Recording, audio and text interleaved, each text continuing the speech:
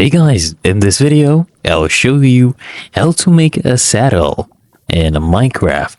So here we are, and we have a Ravager here, and we just need to kill this Ravager. You can see there's a saddle on top of him.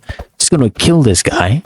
And these guys usually attack and raid villages, and before they get to this village, I am going to kill this bad boy and get its saddle. So here I am attacking this guy, and once he is dead, he's gonna drop a saddle. So watch me attack him. He's losing a lot of health.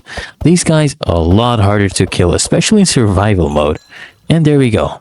And we have a saddle. They dropped a saddle for us.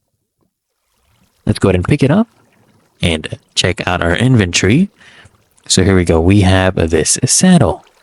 And it's really that easy and simple. You can go ahead and use this on animals of your choice.